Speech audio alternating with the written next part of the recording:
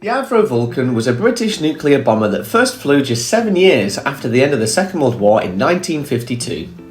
It was one of Britain's 3 nuclear bombers that was made up of the Vulcan, the Valiant and the Victor. The aircraft was powered by 4 Rolls Royce Olympus engines, which were later used in the TSR-2 and in Concorde when they were modified and fitted with afterburners. The Vulcan entered service with the Royal Air Force in 1956 and remained at the front line of Britain's nuclear deterrent until 28 years later, when it was retired in 1984. The Vulcan was famous for taking part in Operation Black Buck, when Avro Vulcans were used to render the runway at Port Stanley Airport unusable to the Argentinian Air Force during the Falklands Conflict.